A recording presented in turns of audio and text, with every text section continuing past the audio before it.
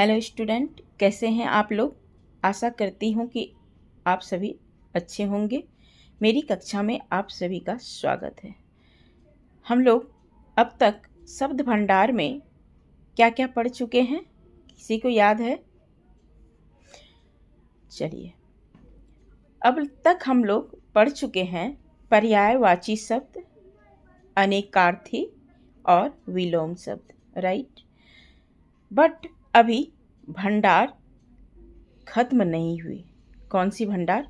खाने की? बिल्कुल नहीं, शब्द भंडार की बात कर रहे हैं। तो चलिए आगे बढ़ते हैं। आज की क्लास में हम जानेंगे कि समश्रुति भिन्नार्थक शब्द क्या है। इसे दो तरह से बोला जाता है और लिखा जाता है। आपको प्रश्न में आएगा समश्रुति भिन्नार्थक शब्द या तो श्रुति सम भिन्नार्थक शब्द। घबराने की कोई बात नहीं, बहुत इंपॉर्टेंट क्वेश्चन है ये। हमेशा जब भी आते हैं तो युग्म के साथ आता है। युग्म का अर्थ होता है जोड़ा, यानी पेयर इंग्लिश में जिसे कहते हैं। दो शब्द ऐसे ही देंगे जो कि आपको एक समान लगेंगे। तो चलिए सबसे पहले जान लेते हैं कि समश्रुति भिन्नार्थक शब्द क्या है।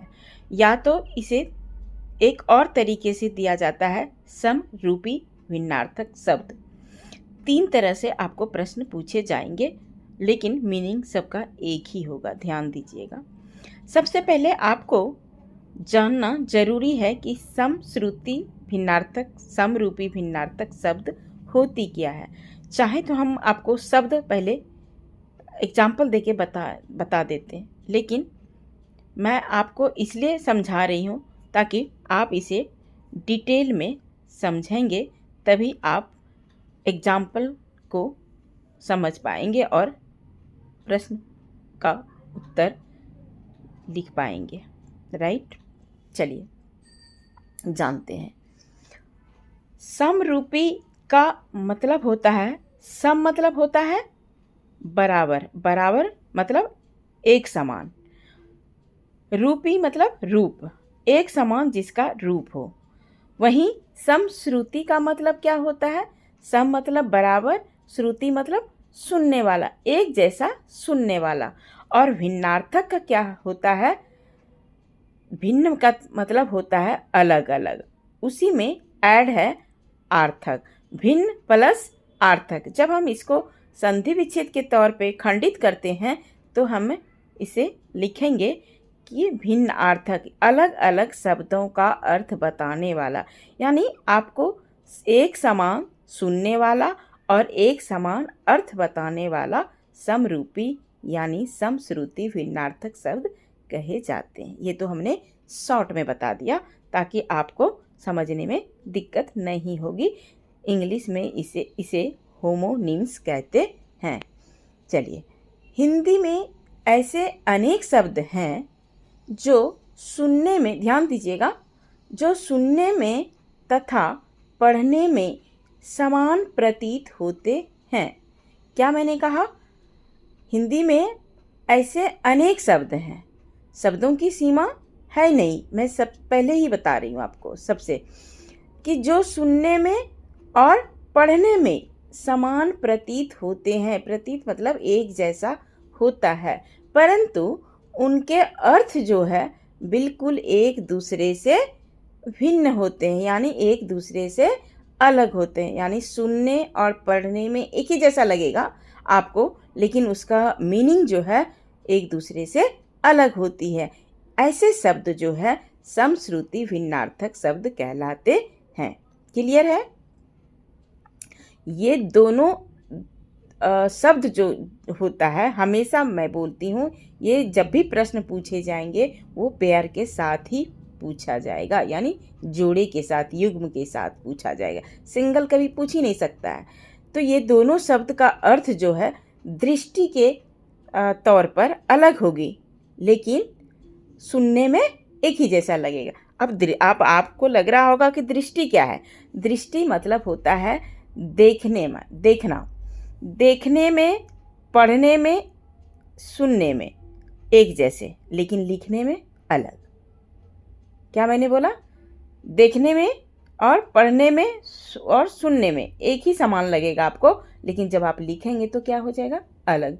ये जो मैंने लाइन बोला ना, इसको आप ध्यान से याद कर लीजिए, कॉपी में नोट कर लीजिए। यही इस लाइन को अगर आपने याद कर लिया ना, तो समरूपी, समश्रुति, भिन्नार्थक शब्द कहीं भी कर लीजिएगा।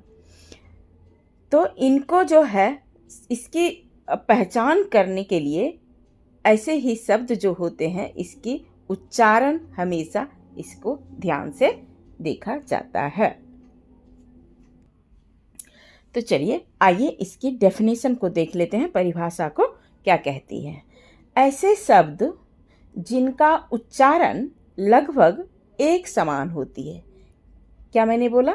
उच्चारण लगभग एक समान होती है, किंतु उनके अर्थ और वर्तनी, यानी वर्तनी किसे कहते हैं? यानी उच्चारण, बोलना। वर्तनी मतलब बोलना, उच्चारण, प्रोनाउंसिएशन अलग अलग होते हैं, तो इसे ही हम समरूपी भिन्नार्थक शब्द कहते हैं। क्लियर है? कह रहा है कि जिसका उच्चारण लगभग एक ही समान होगा, लेकिन अर्थ जो है अलग अलग होते हैं, ऐसे शब्द जो है समरूपी, समश्रुति या श्रुति सम भिन्नार्थक शब्द कहलाते हैं। यहाँ तक सबको समझ में आ गई? चलिए, अगर यहाँ तक आपको समझ में नहीं आती है तो एक उदाहरण के तौर पे हम देख लेते हैं कि एक आपको पिक्चर दिखाया जा रहा है कि दीन, जैसे हम लिखते हैं दीन, दीन में एक द में छोटी ई की मात्रा है और एक द में बड़ी ई की मात्रा है, लेकिन दोनों का हमने उच्चारण क्या बोला? दीन। उसको भी हम दीन बोलेंगे और इसको भी हम दीन बोलेंगे, लेकिन हमने क्या बोला? इसका अर्थ जो है भिन्नार्थक होते हैं, अलग अलग होते हैं। तो क्या अलग अलग होते हैं? इसका अर्थ होता है, छोटी ई की मात्रा जो दिन है, जो साप्ताहिक में होता है, उसका होता है मीनिंग दिवस। दिवस मतलब दिन। और अगर द में बड़ी ई की मात्रा दीन बोलते हैं तो उसका अर्थ होता है गरीब। अब ये तो यहाँ तक तो आपको समझ में आ गई। चलिए, तो अब आपने क्या देखा कि जब हम उच्चारण करते हैं तो दोनों एक ही जैसा लगता है, यानी उस दिन को और इस दिन को हम अगर पुकारते हैं तो एक ही जैसा लगता है, लेकिन इसका अर्थ जो है दोनों का अलग अलग होता है। तो कहीं दिवस, कहीं गरीब, लेकिन सुनने में क्या लगता है? एक समान लगता है, यानी एक जैसा। तो ऐसे ही शब्द को हम समश्रुति भिन्नार्थक शब्द कहते हैं। अब आपको यहाँ एक सवाल आती है कि प्रश्न में कैसे पूछे जाएंगे मैम, बताइए। तो प्रश्न में कुछ ऐसे शब्द आपको दे देंगे और आपको अर्थ लिखना है कि इस दिन का मतलब क्या होता है और इस दिन का मतलब क्या होता है। तो और दूसरे तरीके से यह प्रश्न पूछे जाएगा कि ऐसे सेंटेंस दे, एक सेंटेंस बनाइए कि किस सेंटेंस में किस दिन का प्रयोग होता है। जैसे आइए अब एक एग्जाम्पल को ऐसे बता देते हैं आपको, ताकि आप प्रश्न में अटेम्प्ट कर सकें इस चीज़ को। जैसे हमें लिखना है, एक वाक्य को ले लेते हैं, हमें दीन व्यक्ति की सहायता करनी चाहिए। अब दीन, अब ऐसे आप इसका मीनिंग अगर हम समझाते हैं आपको, तो हमें दिवस व्यक्ति की सहायता करनी चाहिए। क्या ये वाक्य सही है? मैं आपसे पूछ रही हूँ। नहीं है सही? बिल्कुल नहीं सही है। अगर इसमें गरीब वाली दीन दे देंगे तो क्या होगा? हमें दीन व्यक्ति की सहायता करनी चाहिए, यानी हमें गरीब व्यक्ति की सहायता करनी चाहिए। अब आपको यह देखना है कि कौन सी इसमें दीन का प्रयोग किया जाएगा। ऐसे ही वाक्य आपको आएगी बनाने के लिए कि दो शब्द आपको दिया जाएगा और इस वाक्यों को इसको प्रयोग करते हुए कौन सा इसमें दिन होगा और कौन सी दिवस वाली होगी, कौन सी गरीब वाली होगी, आप इसे वाक्य बनाइए, प्रयोग कीजिए वाक्य में। ठीक है? चलिए, अब दूसरा दिन में जो दिवस वाली है उसका एक वाक्य क्या हो जाएगा? क्या हो जाएगा? कोई बताएगा? चलिए, तो कुछ भी लिख लीजिए, वाक्य बनाना। आज दिन में बहुत ठंड थी। क्या हो गया? आज दिन में बहुत ठंड थी। तो यह दिन का प्रयोग हो जाएगा कौन वाली दिन? दिवस वाली दिन। समझ में आ गया? चलिए, वाक्य के थ्रू, पिक्चर के द्वारा हम दोनों आपको दे रहे हैं, आराम से आपको वाक्य में समझ में आ गई। अब आपको लगता होगा कि प्रश्न जब पूछे जाएंगे तो वहाँ हम कैसे लिखेंगे। तो चलिए अब हम ऐसे समझने का आसान तरीका बता देते हैं। अब हम आपके सामने कुछ शब्द लेते हैं, उच्चारण करते हुए आपको बताएंगे उसका मीनिंग। हालांकि शब्द की सीमा नहीं है, मैं हमेशा से बताती हूँ, लेकिन हम बीच बीच से लेके सीरियल वाइज नहीं लेते हैं, कुछ ऐसे शब्द लेते हैं जो कि आपको इम्पॉर्टेंट है। और आपको अगर ऐसा और लगे कि शब्द और इम्पॉर्टेंट दे दीजिए तो कमेंट के माध्यम से हमें बताइएगा। चलिए कुछ शब्द को देख लेते हैं। जैसे कुछ प्रमुख समरूपी भिन्नार्थक शब्द है, जैसे है दिशा, दिशा और दशा। कई बार जब हम आप लैंग्वेज में बोलते हैं तो दिशा और दशा का पता ही नहीं चलता कि हम क्या बोले, लेकिन सुनने में हमें एक जैसा लगा। और लेकिन जैसा कि परिभाषा कहती है, परिभाषा के अनुसार हम देखते हैं तो दोनों का अर्थ जो है अलग अलग होता है। क्या होती है अलग, देख लेते हैं। दिशा का अर्थ होता है तरफ, कौन सी, जैसे वाक्य में हम जब प्रयोग करते हैं तो क्या होता है, कौन सी दिशा जाना है, यानी कौन सी तरफ जाना है। तो द में छोटी ई की मात्रा अगर दिशा में होता है तो हम उसका मीनिंग हो गया तरफ, लेकिन वहीं दशा का अर्थ हो गया हालत। इसकी देख के दशा बता रही है कि इसकी कैसी दशा हो गई है, तो वहाँ क्या हो जाएगी, दशा। वहाँ मीनिंग का अर्थ इसका हो जाएगा दशा का हालत। तो आपने देखा दोनों बोलने में सेम है, सुनने में भी आपको एक जैसा लगा, लेकिन उसके अर्थ क्या है, अलग अलग है। ठीक है, ऐसे ही शब्द आपको मिलेगा। अब जैसे अश्व, अश्व मतलब होता है घोड़ा, घोड़ा संस्कृत शब्द है। अश्व क्या है, संस्कृत शब्द, संस्कृत क्या है, तत्सम, और अस्म क्या है, तद्भव। तत्सम तद्भव क्या होता है, संस्कृत और हिंदी, जैसा कि हमने पहले पढ़ा चुके हैं। अस्म का अर्थ होता है पत्थर।